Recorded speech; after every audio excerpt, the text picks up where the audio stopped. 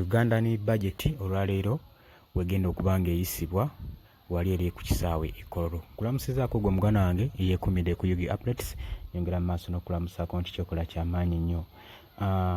Ngezaako okubanga mbabuuzaako yonna mu buli nsonda gye musinziira okubanga muwuliriza eddoboozi lino oba mwabeekumira ku mayengo ga Yugi Updates. Mwe abafiiriddwako abaabwe nyongera obbagumya nti Mukama Katonda abagumye, ng'omulwadde tusabye osobole okuba ng'ossuuka nkulisaayo makya g'olwaleero kuliko ekiro. Mukwano gwange gwe yeekumira ku Yugi Updates mutegeeza nti nno gwe atannaba kusubscribinga genda mu maaso n'okusubscribinga okone ne mu kale tusobole okuba nga tukutuusaako mu buli mawulire gonna mu buli nsonda ezeesigika. Tusobole okuba mugana wange nga tukuza channel ekule, tusobole okuba nga etutuusaako amawulire okwetooloola ensi yonna. Gwe mukwano gwange ali eyo nkwagala nnyo. Baganda bange abali emitala w'amawanga, abali e Saudi Arabia, Qatar, Oman, US, UK, Canada, abali e Dubai, mwenna mbabuuzaako nnyo nti mukola kyamaanyi okwekumira ku mayengo gano aga Yugi Updates. Gwe mukwano gwange asheyalinga noyayikinga ate gwe nkwagala byansusso.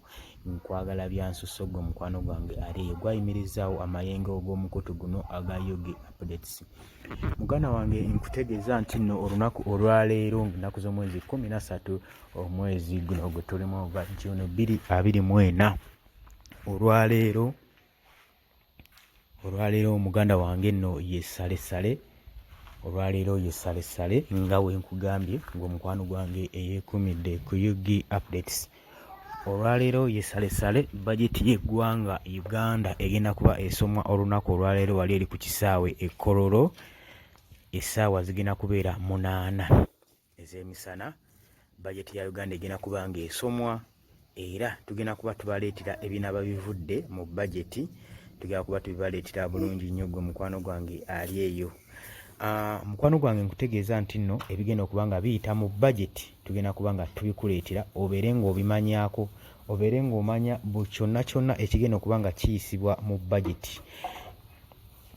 Kyonna ekigenda okuba nga kiyisibwa mu bajeti eno tugenda kuba nga tukikuleetera gwe mukwano gwange eyeekumira ku Yugi.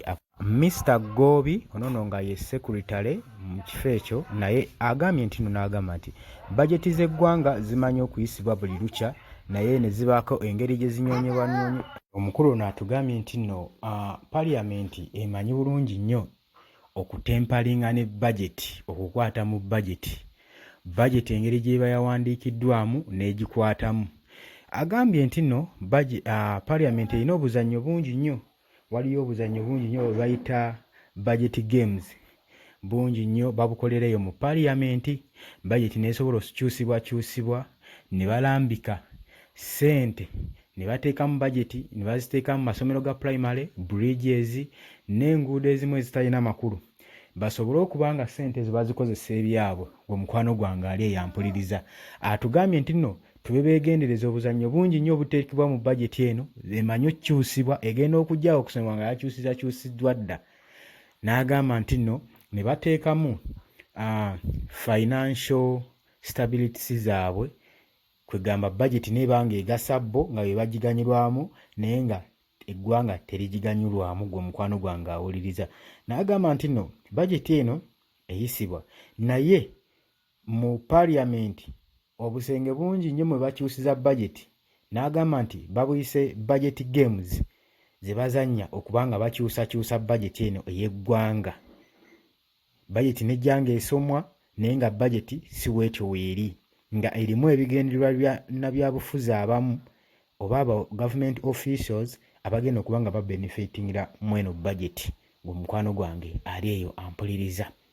Olunaku olwaleero ng'essaawa 8 wali e Kololo, ennaku z'omwezi 13 June 2024 bajeti y'eggwanga Uganda wegenda okuba nga esomebwa. Bagenda kuba basoma bajeti wegenda okuba nga eronkingibwa olunaku olwaleero. Tumanye biki ebiteekeddwa mu bajeti, tumanye ssente mmeka eziteekeddwa mu bajeti. Nga bwe twabagamba nti nno bajeti eno egenda okuyisibwa yanjawuloko okusinziira ku bajeti ezijja ziyisibwa emyaka emabega egiyise.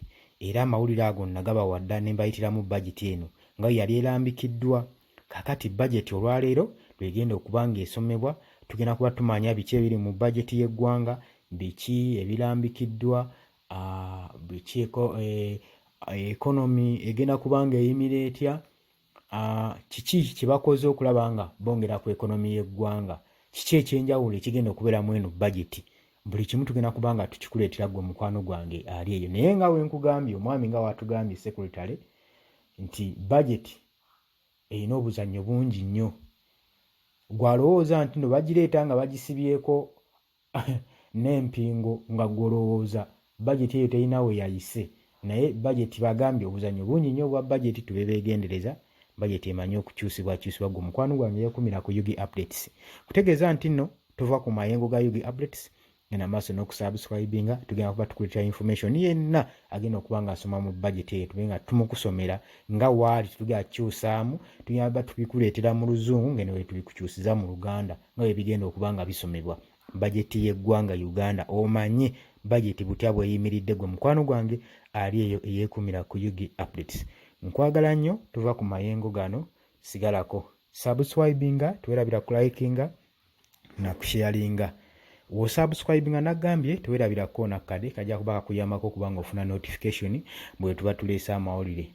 Mukwano gwange subscribinga oleme kubanga osubwa budget y'eggwanga nga weegenda okuba ng'esomebwa, oleme kumisingamu kintu na kimu, gwe mukwano gwange ali eyo.